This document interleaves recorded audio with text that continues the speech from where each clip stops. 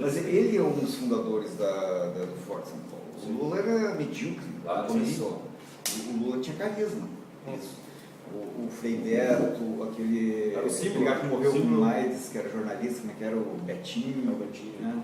Esses caras todos que eram intelectuais e os caras eram bons, apesar de não gostar, mas eles eram bons no meio deles, que ensinaram o Lula a território. O professor fala até que o Lula, o pessoal decidiu o que o PT ia fazer, o Lula ia lá fora para fumar um cigarro. Daí chegava, o que foi? Sim, é isso aí. José Dirceu, vamos mandaram no PT o tempo todo. José Dirceu que é o Lula é fachado, o Lula é o Obama. Vamos seguir aí, da esquerda americana. Pessoal, então só para já dar um encerramento aqui nessa... Eu vim trazendo toda essa questão aí da física para dizer que o Peçanha, então, ligou a questão do movimento dos átomos caírem numa espécie de determinismo integral, sempre assim, a questão da política conservadora. Né? Uma coisa que não tem nada a ver. E fortalecendo uma ética conservadora, né? Sim. E o Epicuro, ele viu no Epicuro essa questão do imprevisto, do livre-arbítrio, né? O átomo tá numa gandaia ali, daqui a pouco ele acha um e tá, beleza, vai, entendeu? Vai. Então, um carrinho de choque. Um carrinho de choque. Então ele trouxe essa questão. Aí ele coloca bem no finalzinho que é a questão do Pavlov, né? A questão do Pavlov, que esse binômiozinho dor e prazer, na verdade, ele efetivamente é um dos binômios que nos comandam, né? Porque a gente age conforme. É o binômio básico. Exato, pelo menos a nível básico. Né?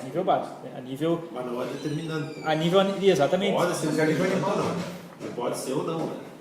Tu consegue fugir. Consegue fugir dele, entendeu? Consegue fugir. E o Pavlov estudou isso aqui e diz que esse binômio do prazer e dor é o computador que aciona todos os nossos reflexos condicionados. Né? Daí ele até dá aquele exemplozinho ali do burro, né? O cristianismo, o Dr. Freud também, né? Corrobora isso. Isso, aí tem a questão do Freud, do Aristóteles. Olha, eu acho que assim... A cita de Bismarck, aqui, paulados alguns erros. Isso, cara. Que é o que todo governo faz, né? Ele tira do... Os homens são dóceis e manipuláveis. Né? Tipo, tira do imposto Isso. E dá lá 5%. Tu tira o objeto do bebê, da criancinha que não quer que ele quebre e dá um docinho. Eu fiquei com a impressão que parece que o PC ele fez toda essa volta do Epicuro para chegar nesse parágrafo aqui que um é conservador e o outro progressista para justificar a ação política dele. Sim. A intenção acho que dele foi essa com esse capítulo. É que agora no capítulo 13 ele vai começar a justificar o controle das massas, né? Sim. Isso. Aí é espiral, né? Isso. É o método científico, né? Primeiro tu tem que embasar o que tu quer expor. Demonstrar, expor. Aí essa segunda parte eu vou passar por Lukács, não é o Lukács. Lukács é o fundador da... Só vou postar aqui já Amigo do Estado. Amigo do Estado. Lukács. Isso é o Lukács que custa.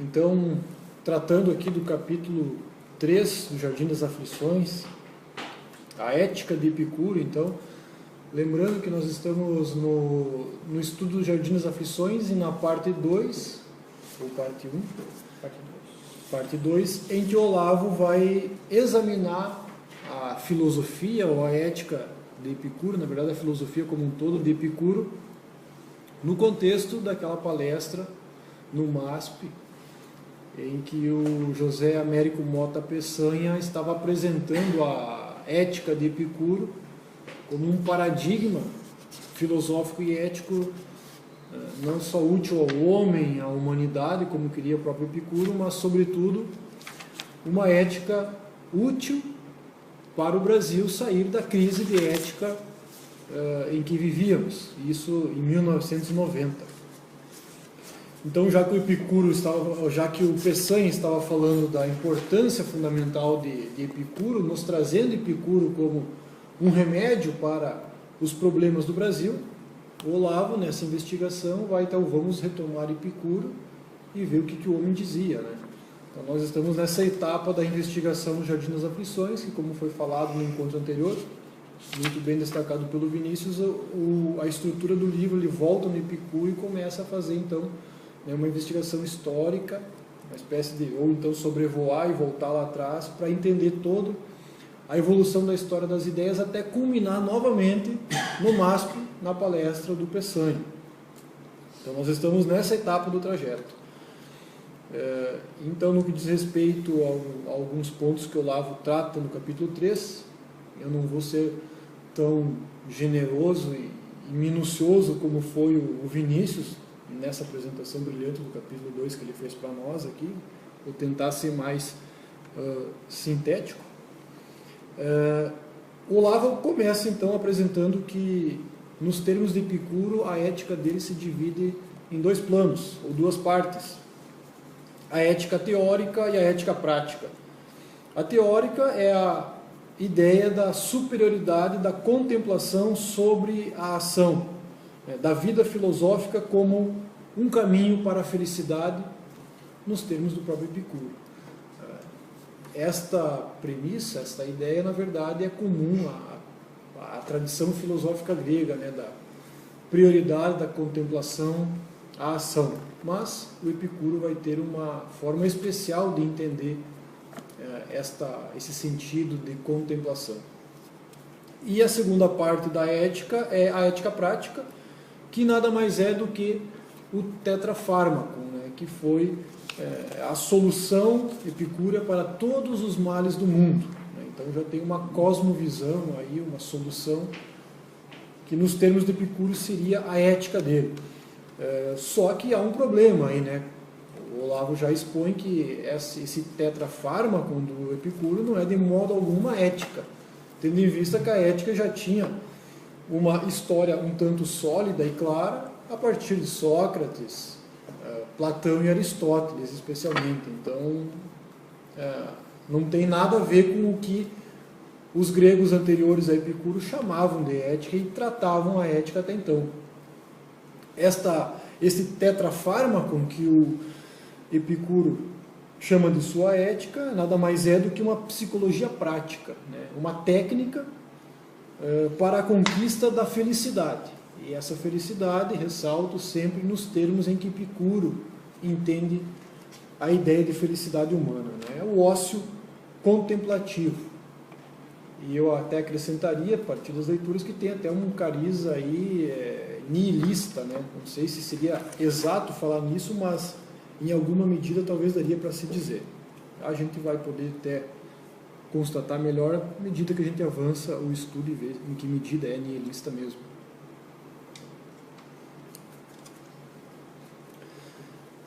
O tetrafármaco consiste em 4 convicções. A primeira são uma espécie de recomendações, né, de princípios desta ética prática ou dessa psicologia prática de Epicuro. A primeira convicção é: não se deve temer a morte. A segunda: é fácil alcançar o bem através de rememorar coisas boas, no sentido epicúreo do que significa coisas boas. Terceira convicção: não se deve temer a Deus. E quarto: é fácil suportar o mal. O Olavo até lembra, né, que não precisa fazer muito esforço para perceber que a convicção mais fulcral aqui é a terceira, né, que não se deve temer a Deus. Quando se tem isto como um dos princípios fundamentais para qualquer coisa que seja, a gente vê que ali realmente está provavelmente o elemento mais importante que vai ter suas consequências quando nós adotamos esse princípio para qualquer coisa que seja na nossa vida, seja na ética, na psicologia, etc. Aí o Olavo vai apontar algumas inconsistências desse esquema farmacológico do Epicuro. Primeiro, se tudo o que imaginamos existe em algum lugar, não teremos de continuar a existir depois da morte, já que familiares, amigos e mesmo inimigos se lembrarão de nós. né? Então, uma vez que se lembram de nós, nós passamos a existir. O problema é que Epicuro defendia a extinção do homem após sua morte física. Então já tem uma contradição brutal aí, né? Se o fato de lembrarmos ou imaginarmos coisas, elas existem, se nós morrer, nem que sejam nossos inimigos hão de lembrar de nós, então nós estaríamos existindo. Então já há um problema, uma contradição filosófica, lógica, nesta presunção aqui do Epicuro. Segunda inconsistência apontada pelo Olavo. O cosmos de Epicuro é um caos, onde galáxias e amebas, mundos e homens formam-se e desaparecem por acaso, ao bel prazer dos movimentos fortuitos dos átomos, guiados pelo clinamen. O clinamen é um conceito fundamental, né, que é a ideia de que esses átomos estão sempre se movendo, motivados por uma tendência a sair de estados de dor e ir para um estado de prazer. É o clinamen, essa tendência inerente ao movimento dos átomos. A tendência ao prazer do clinamen não teria nada de livre, mas seria fatalista nesse sentido. O homem vagando de erro em erro em busca do prazer. A saída é quando o homem desperta para a meditação filosófica. Então está aí a solução, né, que o Epicuro nos convida. Na prática do tetrafármaco, onde a conclusão final é de que o único alívio é a morte e o esquecimento eterno. O ciclo se fecha, do caótico vai e vem atomístico, movidos pelo clinamen, o homem atinge o sublime, sua definitiva extinção, sob a indiferença dos deuses, como nós vimos no capítulo anterior. Olavo destaca, nesse sentido, a consolação só pode ser o cemitério. Então aqui, um pouco do relato dessa primeira parte do capítulo 3, alguns fundamentos da ética do Epicuro, que, como vimos, não é nenhuma ética, ela é uma psicologia prática, ou um esforço de ser uma psicologia prática, que em seus próprios termos é absolutamente inconsistente. Ela é problemática, de modo que, se levarmos ela a sério, consciente ou inconscientemente, nós teremos problemas profundos de percepção e vivência da realidade. E é aí que nós vamos perceber, à medida que lemos isso, ou já vendo que essa base filosófica de Epicuro, chamamos de filosófica, ela está por trás de muitas coisas do que existe hoje no mundo, né? Na psicologia, no sistema de ensino, práticas que se usam em treinamentos, mesmo no mundo do ensino, no mundo corporativo, da educação, da imprensa, da cultura, em torno da nossa vida hedonismo, né, que é meio permanente até. O hedonismo, que é quase meio... a filosofia do deboísmo, o né? deboísmo também, nos termos mais atuais, good vibes. A good vibes acaba tendo essa base lá no Epicuro. É por isso que o Olavo está restaurando a discussão, né, que estava se passando em 1990, lá com o Peçanha, para mostrar que tem uma base tudo isso, filosófica, na história das ideias. Não é, na verdade, uma base filosófica, mas é uma base na história das ideias, que isso foi culminar nos nossos dias. O próximo item aqui que o Olavo tratou no capítulo é o parágrafo que ele chamou Abolição da Consciência, que ele faz então uma análise aqui da prática do tetrafármaco.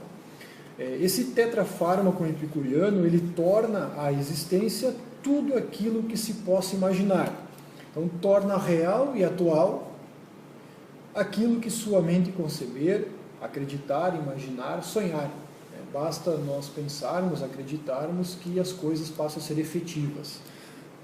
Eis aí a matriz cognitiva, né? E aqui eu percebi a própria ideologia de gênero que está ao nosso entorno hoje, né? A ideologia de gênero diz que você não é aquilo que, por exemplo, você biologicamente é constituído, né?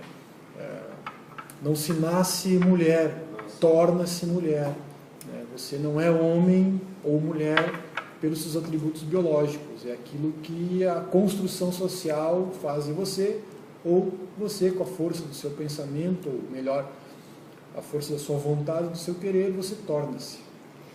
A filosofia da linguagem que está fazendo esse começo desse trabalho. Eles afirmam que isso é ser humano dentro da linguagem.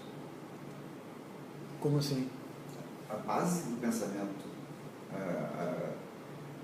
a base da teoria da filosofia da linguagem é que não existe ser humano sem linguagem. E você torna-se, então, Então, justifica não humano porque tu é humano. porque tu tem as características físicas humanas, só porque tem consciência. Pois é, eles Não tem linguagem. é uma espécie de eles abolem a realidade, mas eles abolem em boa medida a biologia, parece também, né? Ignoram como se a biologia não caracterizasse as coisas. Se ela fosse só um dos elementos. É só uma cultura que é o... E até irrelevante, né? É aí que entra Heidegger, entra Dilthey, entra que é muito popular nas universidades ali, o Gadamer. Gado. Isso é da linguagem, eu Que, gostei. aliás, tudo é um information. Imagina. É só linguagem. Imagina.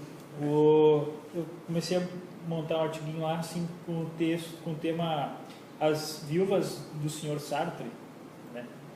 Porque o Sartre que vem trazer isso que a Simone de Beauvoir vem depois dizer que É ela que diz isso. É ela que diz. Não é menino nem menino. Isso. Pode escolher. tu não nasce mulher e não... Como é que é? Não nasce mulher, Torna-se. torna-se mulher. Isso que é até que é uma questão de nem isso daí, Não, não. ela afirma que tu Isso. não se nasce menino e não se nasce menino. Isso. São escolhas. É uma escolha. Mas vocês querem ver onde é que saiu isso aí? Isso aí é o seguinte, ó. O Sartre tem um texto que é a existência precede a essência. Essa é a base do texto dele. Tá. O que o Sartre coloca ali?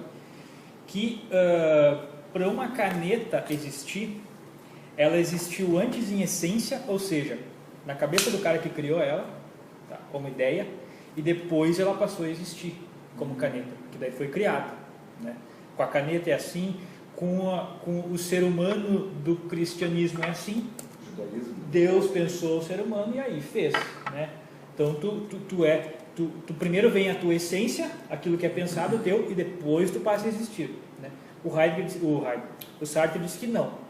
Primeiro, no caso do ser humano, tá? No caso da caneta ele até não, tudo bem, a caneta eu vou relevar. Mas no caso do ser humano, tu primeiro existe como ser humano. Aí depois tu passa a adquirir a tua essência. É tu que vai descobrir a tua essência. Não, a minha essência é ser o que eu quiser ser. A minha essência é ser um cavalo. Então eu vou ser um cavalo. Tá? Não, a minha essência é ser, sei lá... A essência é a potência. Exatamente. Tá? Então... a potência que ele quer. Exatamente. Então, vocês veem que é bem sutil e essa questão surge bem em cima da questão do próprio Heidegger e do Sartre, que faz essa... Texto no texto do Sartre que ele idolatra o Heidegger. Sim. Não pode falar tudo. Estudavam juntos ali na esquina. Ninguém nasce mongoloide, torna-se. Tá. Então, só essa consideração para ficar clara essa questão. Eu achei que era a Manuel Dávila que tinha inventado. Não, essa já Eu não ia sou fazer um mongoloide. texto para quando ela veio aí, até comecei a bolar um negócio, mas depois deixa aqui. Essa questão do imaginar, o que você imagina existe, acredita, sonha, é o que existe e torna-se atual e real. Ela, por exemplo, aquele livro O Segredo, né, muito sucesso, muito filme. Eu não conheço isso aí. Tinha um colega que colocava um carro. Do DVD colocava bastante. Ela tinha um carro na sala dela, na cooperativa. Ela tem esse mesmo na sala da minha casa, no quarto. Porque eu quero ter um carro, então eu estou projetando. É isso, Pensamento positivo. E muito também aqueles livros Fique Rico, pense como rico e tal. Então a base está tudo. O Pai Rico, Pai Pobre eu gostei porque não me tornei rico e tal, mas evita que o cara faça um monte de burrada. Então esse livro eu acho que ele tem esse mérito aí, eu Ele recomendo. lida com conceitos práticos da economia. Isso, das finanças no caso, com conceitos Finança práticos pessoal. de finanças pessoais. Eu achei muito bom esse livro. Não me tornei rico, mas nem por isso o livro é ruim. Mas o cara aprendendo a evitar fazer um monte de merda, já está válido, já tem mérito o livrinho. Mas esse pensamento de tu imaginar e depois criar, por exemplo, da cadeira, o Aristóteles também... Sim, mas aí entra numa questão assim, ó, de uma filosofia, entra na filosofia prática do Aristóteles, ou filosofia poética, né, que eles chamam. Ele é diferente do que está. pode ser criado. Aí entra aquela palavrinha, né? Porque o Aristóteles fala isso também, né? Pra te criar uma cadeira, Economia é uma técnica humana. Imaginar ela, tem tem peças, o que é. 4 peças Sim, sim, sim. e tal. Mas no caso do ser humano, tu vê, como é que tu vai voltar nessa criação? Não tem um outro ser humano que pensou um ser humano e criou ele, entendeu? Aí fica essa questão aberta. Na verdade é o que querem fazer, né? É o que querem fazer, mas... Eles querem que tu acredite que seja. Seja assim, né? É. Tudo por controle político. Porque daí eles podem criar o ser humano que eles querem. Né? Claro. E enfiar a política que eles querem para o controle melhor das massas. O homem biônico ali do... O homem biônico do...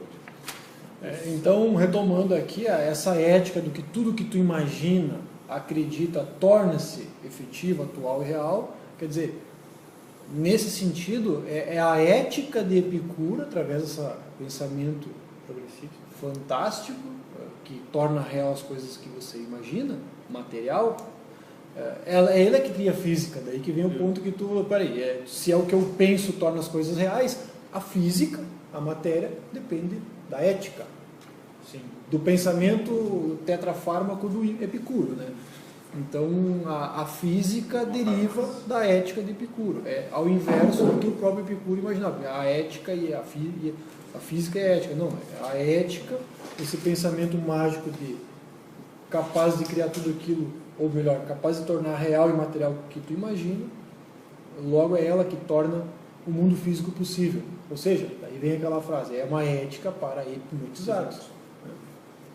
Melhor, uma física para hipnotizados. Eu penso, existe. Imagino, existe.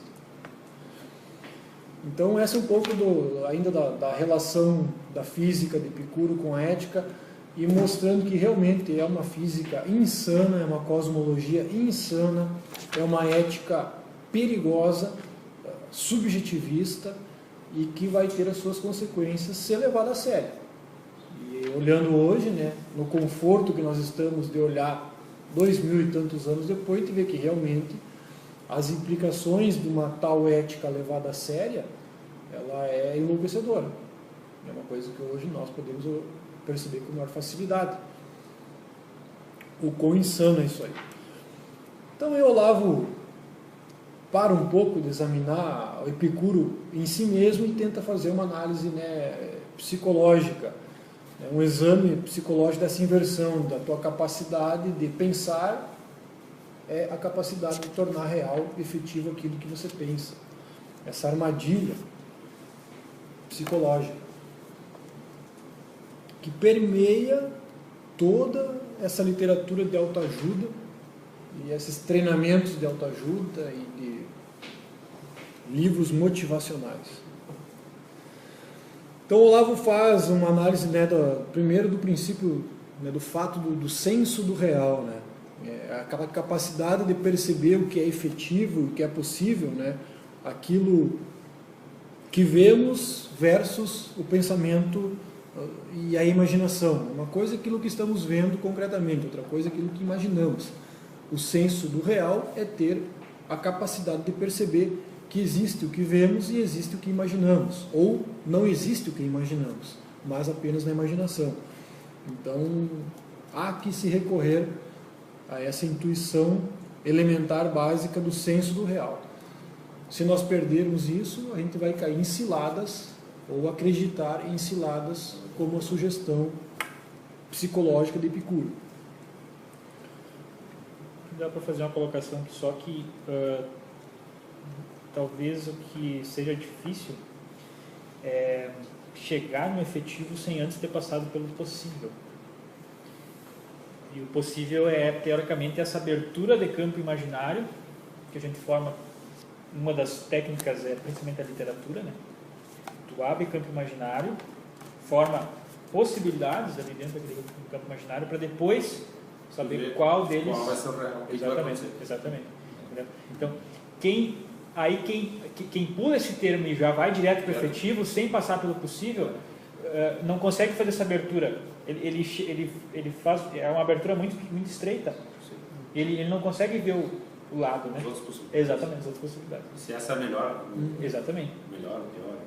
E essa questão até da própria abertura, ela melhora uma questão até da própria tolerância tua com aquelas coisas que tu Com os fatos. exatamente, com os fatos, né? Com o que a pessoa tá querendo fazer com a vida dela. Então tu consegue dar uma orientação melhor, né? Às vezes para uma pessoa que às vezes fechou, né, naquele campinho dela ali, não consegue abrir. Não abriu mais. Tu falou uma percepção que eu tive com a minha curta experiência com literatura ainda iniciante, que é tolerância com muitas circunstâncias da vida, que a literatura, se você usar ela de acordo, né, não ler e esquecer e continuar sendo a mesma pessoa em termos de percepção, que pode acontecer, né? Tu lê, mas a tua percepção está lá engessada, imutável, aí não adianta. Mas tu rememorar as circunstâncias que a literatura te oferece nas narrativas e tu, diante de certas circunstâncias da vida, tu, poxa, mas... Tu consegue abrir Consegue mais. abrir, Calma. cara. Isso. A situação que tu tá vivendo tem 300 livros igual. Ou pior. E aí você reabsorve Tudo as só tuas tudo, circunstâncias. É aquilo que eu estava falando antes do que significa inteligência. É. É tu saber aproveitar a tua leitura ou as tuas experiências de vida, a experiência de vida dos outros, para que tu possa tomar decisões. E as decisões são sempre éticas. E aí vem a riqueza e a importância da literatura, porque as experiências de todos os outros, a gente não tem acesso a todas elas. A gente tem a experiência um pouco da mulher do cara, de um amigo muito próximo, da mãe, do Ou pai. dos gênios como Dostoiévski. Quer dizer, não, o ponto é o nosso acesso às experiências dos outros tem um limite, muito menor do que o que a literatura nos oferece. Conseguia captar com várias... Então, a literatura que está aí à nossa disposição o tempo todo, ela é um repertório de possibilidades muito maior do que a gente vai ter na vida, né? Então, aproveitamos isso. Você que você é um pouquinho fora, só para nós conversar depois. Por isso que eu acho assim, um barbarismo pessoas fazerem direito com 17 anos e se formar e nunca ler um livro de literatura, porque elas vão julgar situações e pessoas que elas vida nunca real. viveram. Elas não têm capacidade. É que elas são operadoras do direito. Operadores do direito que não têm. Termo desgraçado, né? Não, mas ele é bem adequado ao modo como você está falando. Tem juízes fazendo isso hoje. Eles chegam a juízes Mas daí sem por ter isso experiência surge nenhuma. aquelas Não tem pessoas compaixão. o DNA não deu. O pai não. Porque Nenhuma mesmo, Bateu né, o DNA, cara? o cara psicologia humana. Nenhuma mesmo. Nenhuma O cara mesmo. fica trancafiado lá estudando para passar no concurso. Aí sai aquelas coisas absurdas, decisões absurdas que tu lê que tu não tem lógica. Exatamente. Eu fiz uma anotação antes da questão, antes de encerrar a questão do Epicuro ali, né, que o Lauro vai dizer que é a abolição da intuição, da diferença, da capacidade de diferenciação. Não sei quem é o autor, não tive tempo de pesquisar, que é dissonância cognitiva, em termos que se usa para isso. Que em música a palavra dissonância tem um sentido muito claro, que são acordes que quebram o ritmo normal das coisas, a harmonia normal das coisas. Que é uma das acusações que se fazia para o jazz no início, né? O jazz é todo sincopado, quebrado, então... Ele é dissonante. Ele tem, segundo uma linha de pensamento, a finalidade de mesmo do marxismo, que é destruir a cultura. Mas ele destrói a capacidade de sentir coisas com sensibilidade. Já ouvi. Leon, Mas o jazz da década de 20 a 50, hoje o jazz tem jazz fusion, que eles chamam, que os caras já, né, a criatividade dos músicos consegue reverter um pouco, às vezes, esse processo. Tem jazz bonito de se ouvir, assim, jazz que, bom, Miles Davis, todo mundo idolatra. Bom, É punk. é a mesma coisa que eu vi de Purple e Led Zeppelin. Me deixo assim, tenso. E a função é essa. Porque o rock pesado tem essa Ela função. tem função. Perfeito. O objetivo.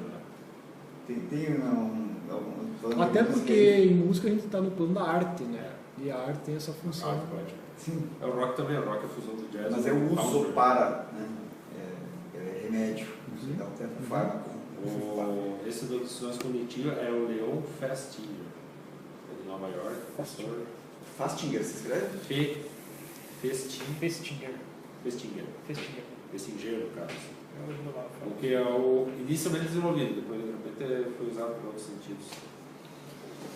Então, seguindo aqui, dessa distinção que o Lavo clama para nós, né, o senso do real, esse senso do real acaba sendo esquecido, deixado de lado, por muitas filosofias, princípios filosóficos, sobretudo, como estamos vendo aqui, o Epicúrio está sendo tratado como pai dessa filosofia de que esquece o senso do real. E aí Olavo diz: nossos atos interiores só tem como testemunhas nós mesmos. Então ele está clamando ali a importância, né, da confissão, da sinceridade e da autoconsciência moral, que começa, né, com a clareza dos nossos atos interiores, que nós somos os únicos testemunhas, as únicas testemunhas desses atos interiores, que é necessário que nós tenhamos consciência e façamos esse exercício de autoconsciência. Não devemos mentir para nós mesmos. O testemunho sincero de si para si é a primeira e indispensável condição do conhecimento objetivo. Então, quer dizer, senso do real, sinceridade interior, conhecimento objetivo.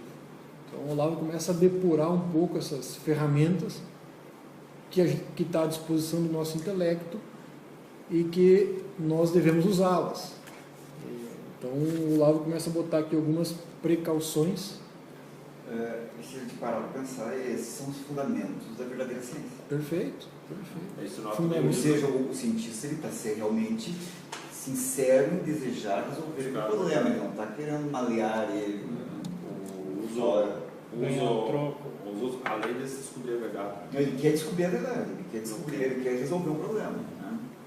Seja um problema intelectual, um problema prático. Técnico, alguma coisa assim. Porque a ciência moderna ela chegou num nível que ela abstrai a realidade, Sim. recorta Então, um pequeno recorte de um sisteminha abstrato e analisa aquilo e diz, bom, aqui é a verdade, é isso que interessa, né? Quer dizer, abstraiu o mundo, a realidade e analisou uma ficção, por exemplo. O César Lattes, sobre a física especificamente, ele era contra a física negativa.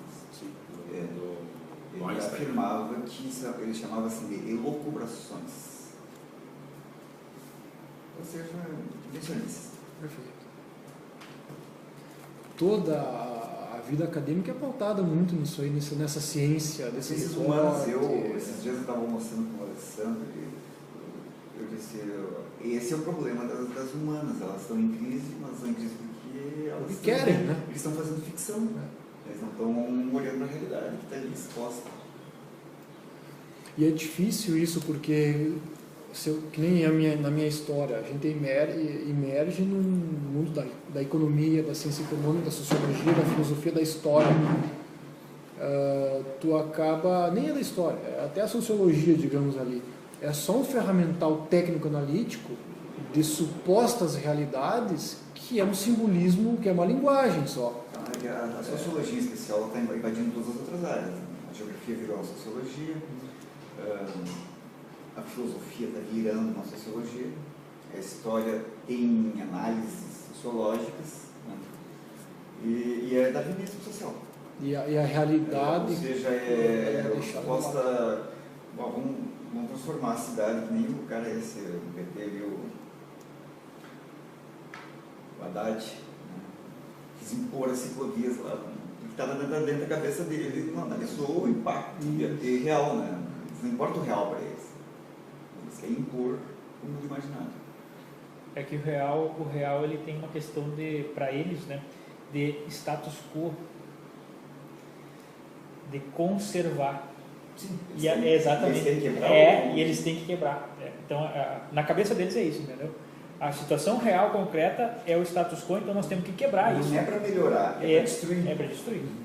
Então tem que trocar por outra coisa. Isso, a perversidade revolucionária que move eles. A palavra transformação a revolução permanente. Eu transformei isso aqui num copo, daqui a pouco eu vou transformar num vaso e não importa. É o vir a ser, né?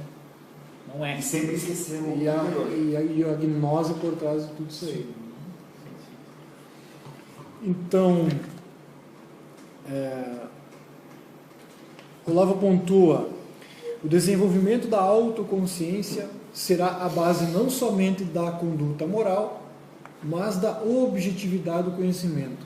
Então aqui claramente o Olavo está colocando toda essa discussão da ética, está criando os pressupostos de consertar uma discussão sobre a ética, né? Está totalmente diferente daquilo que o Epicuro entendia e tratava como ética, que é aquela ferramenta técnica do tetrafármaco. O Olavo está, tem o real e tem meios de acessar o real e de usar o intelecto como uma ferramenta adequada para isso.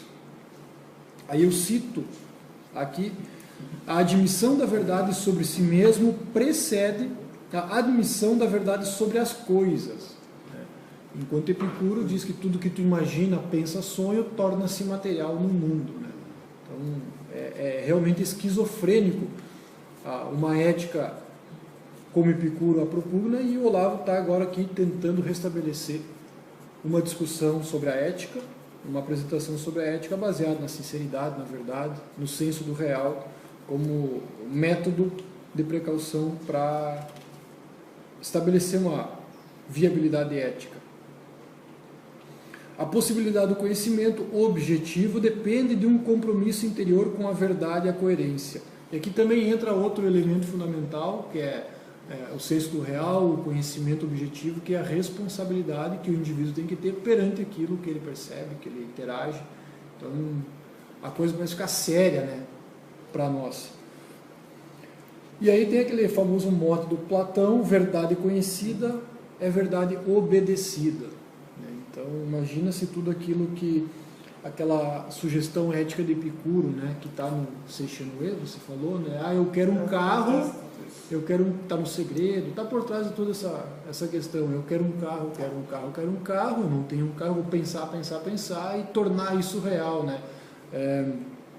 Quer dizer, se eu quero um carro é uma verdade, eu vou começar a obedecer um princípio que ainda não é verdade. A ideia deles, me parece, né, e o segredo, eles tentam se embasar nessas teorias e elucubrações da física contemporânea, que cria a teoria das cordas, que são mundos paralelos bem ao modo ocultista, né? Como se tivesse o mundo dos demônios ali e o dos santos aqui. Tu está forçando o universo, como se o universo te obedecesse, como se tu fosse Deus. Né? Exatamente. Sois deuses. Até que esse é o lema. Né? Está lá em aquele clássico do ocultismo, que é o Conde de Saint-Germain. Eu sou eu. Existe agora.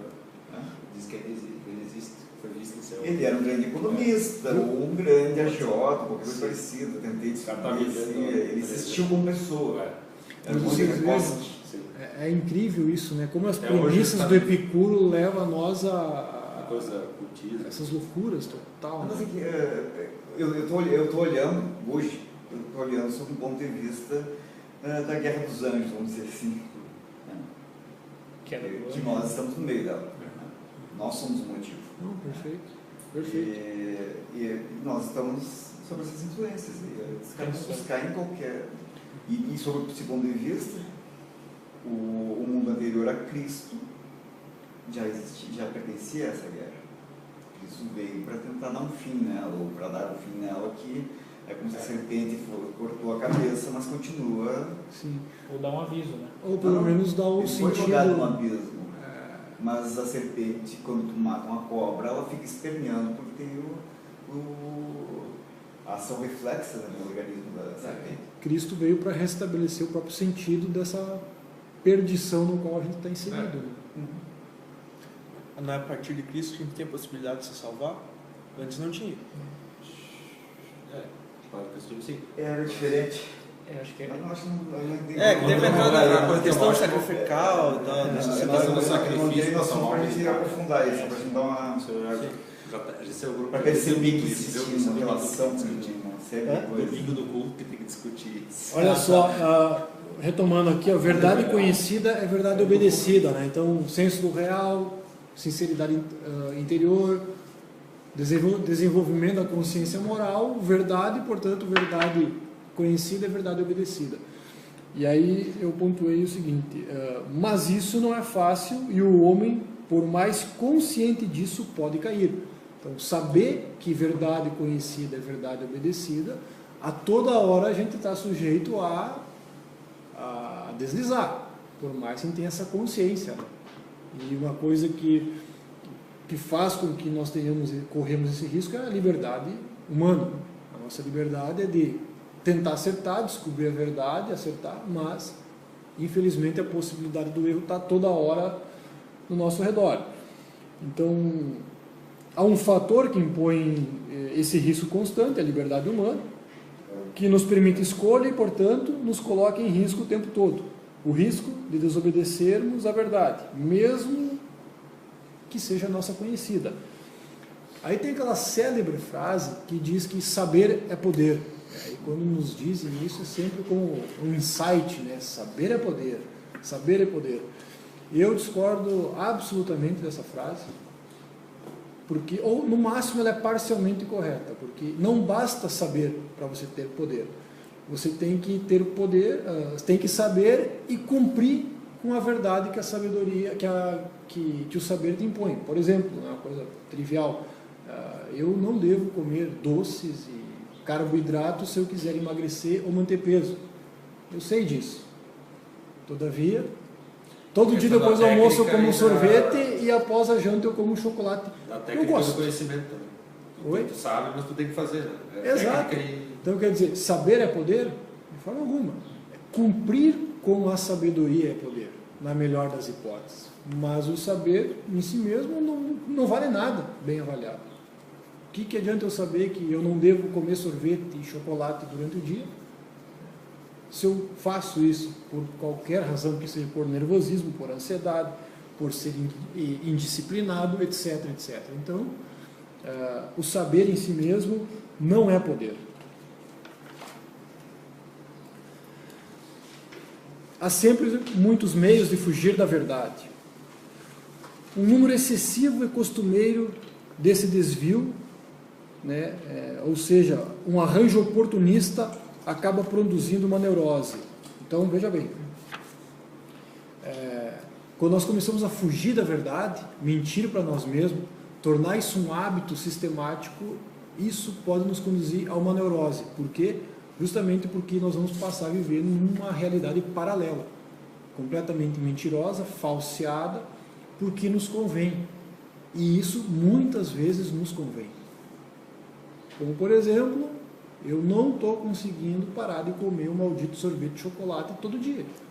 Eu estou pesando 90, 120, 130 quilos e sei que tenho que parar com o negócio, mas meus sentidos não me permitem.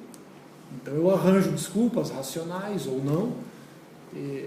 Claro que esse é um exemplo trivial, só que na vida... Usamos uma expressão aqui, que é o continente da alma suporta muitas possibilidades de desviar da verdade. Sem dúvida. E é a liberdade que nós temos de correr riscos, de tomar decisões. E de burlar a própria burlar. busca da verdade. Burlar é o exercício da nossa liberdade. Livre-arbítrio. Do livre-arbítrio. Então a gente está toda hora sujeito ou até estimulado a burlar essa verdade porque nos satisfaz. E muitas vezes é justamente em busca de uma satisfação aquela mais imediata, e a gente acaba optando por ela e não seguindo com disciplina um caminho de dor, né, de sacrifício, mas que nos conduz à verdade. Aí o Olavo cita aqui, o sempre citado, o professor dele, o Rose César Miller: neurose é uma mentira esquecida na qual você ainda acredita. Mentir para si é esquecer a verdade, e neurose é esquecer o esquecimento. Na neurose, a mentira transforma-se num sistema, num programa que se multiplica. O psicanalista serve para remover a montanha de entulho que você usou para cobrir a verdade. Então aqui fala diretamente com muitas ações, atitudes que a gente toma na nossa vida, né? E geralmente é porque é o caminho mais fácil, né? Caminho mais fácil, mais prazeroso. Mais me veio quando eu li esse trecho aí, um ditado que a gente ouve desde os avós da gente, que quando comentam sobre os caras que roubam e fazem sacanagem, você dá bem economicamente, né? Prefiro dormir com a cabeça no travesseiro. Então, sempre que tu inventa uma mentira para lá na frente ela vai ser descoberta, tu vai ter que perverter ela e tentar dar uma arredondada para ela novamente continuar persistindo. E o cara entra numa neurose, está sempre pensando em manter a mentira. Manter uma mentira é um custo mental muito grande. É um absurdo. Né? Todos nós já fizemos isso em algum grau. Sim. Né? E manter uma mentira é terrível. Isso é a vida. Tu está sempre criando uma nova... Uma trama, né? Tu tem que criar um novo elemento que não existia no quadro. Para compor a realidade. É que nem o Stalin lá apagando os caras que depois ele mandava matar. As fotos. Tirou o Trotsky. Tem uma foto, tem um livro aqui do Fala do Stalin, que daí tem 4 cadeiras. Ele mais 3. Só isso aí. Vai apagando. Agora só sobrou só ele. Isso é a vida psicológica do Raskolnikov, do Crime e Castigo, Sim. Dostoiévski. Mas essa questão dos sonhos ali, eu não entendi muito bem. Daí o sonho é... O tecido de eufemismos que pode O ser sonho pode ser qualquer coisa. Né? É que o sonho é desconexo. Ele tem um pensamento... Ele não tem uma explicação até da sua origem, ninguém achou. Então tu sonha coisas que, bom, Tem nada a ver. tu tá sonhando que tá aqui, de repente tu já tá com outra pessoa lá na Inglaterra. Ele foge da realidade palpável. Tu não voa, tu não viaja. Isso não é real. Isso é imaginário. Ou seja, não é no mundo da física. E nem mesmo da metafísica. Também nós não somos capazes dessas coisas. Ele é imaginário, ele é criativo. Né? Só que o sonho é uma criatividade, vamos dizer assim, independente. Né? Mas ali que ele fala, por exemplo, que pode servir para amortecer ou desviar o impacto das verdades indesejáveis. Tem alguma coisa a ver o sonho com a mentira? É o que a psicanálise tenta justificar a função do sonho. Eu acho que é mais tipo um alívio para tu chegou na realidade, tudo que é jeito, tu alguma coisa É tu que percebe, a outras realidade não. dói. A realidade dói. Você Tem apaixonou que por alguém parar. que não é apaixonado por ti. Sei lá, pô. E ela vai lá e diz na cama, não quero nada contigo, cara. Como é que vai amortecer a dor dessa? Com fantasia. Tomar um trago. Não traga. Tentar fugir da realidade. Quer ver uma Ou coisa? seja, fugir da verdade. E aí tu toma um trago, agora eu estou exercendo a realidade, estou na verdade, né? Escuta sertanejo, né? Fica amigo de todo mundo, E Paga pra todo mundo. é uma amizade fica fantástica. rico. Ah, fácil. Depois da 1h30 da manhã tu é milionário. Quer ver uma coisa? Tu não guarda muita coisa na memória consciente, né? Tu guarda mais na subconsciente, né? E no sonho, quando tu entra em sono mais profundo, teoricamente o teu acesso é maior ao subconsciente. Então tu acaba vivendo coisas que estão lá naquele E tu enxerga subconsciente. coisas que tu não quer ver. Exatamente. E é o sonho que permite isso, né? A tua vida normal, o consciente geralmente não, assim, tá querendo escapar daquela coisinha ali, entendeu? Ele quer escapar da dor, deixa aí, deixa quieto aí. Mas o teu subconsciente não. Lá no subconsciente tá tudo. Se tu tá mentindo, se tu não tá mentindo. Aí é uma questão de que o ser humano ele tem algumas coisas básicas como animal, né, tirando a parte consciente. Porque comer depende comer, caçar para comer, beber para se manter vivo e dormir. Daí tá com o bucho cheio. Fazer um sexo às vezes. Mas aí faz parte da reprodução, né? É instinto por reprodução, no Isso. mundo animal. Isso. Não no mundo humano. No mundo humano já é desejo. Não. Instinto que às vezes te leva a tomar. Mas o ser humano básico é esse que vive na favela, lá, morto de fome, e mesmo assim não vai trabalhar. Ele vai roubar para comer, não importa como. É o ser humano primitivo. O Vinícius lá matou um leão, está lá devorando o leão, chega alguém com um tacape, puf, mata ele para comer. O leão. Não. Seguindo aqui então. Mentira alivia porque economiza a psique o esforço de suportar um desequilíbrio temporário. Não há consciência moral nem conhecimento objetivo sem algum sofrimento psíquico voluntário. É o que nós estávamos falando, né? A fuga da realidade, ela é movida porque a gente tem alguma solução fácil e imediata, movida pelos sentidos mais imediatos. É a história do sorvete diário, chocolate diário, mas eu sei que isso não é o caminho certo, eu sei que para emagrecer eu tenho que fazer isso e aquilo. Então, saber não é poder, e para eu poder eu vou ter que passar por algum desconforto, de forma voluntária, consciente. As 3 condições que perfazem a autoconsciência moral: sinceridade, objetividade no sentido de conhecimento objetivo e não subjetivo, imaginário, e responsabilidade. Ou seja, quando você respeita o mote platônico, verdade conhecida é verdade obedecida, você está exercendo a sua consciência moral plenamente. Quando escapa a esta responsabilidade, está na mentira. E ela é a causa primeira de todas as neuroses. Falou, Matheus, beleza? Um abração. O áudio depois tu me manda lá para fazer o vídeo. Vai travar, depois a gente bota. Né? Uma paradinha.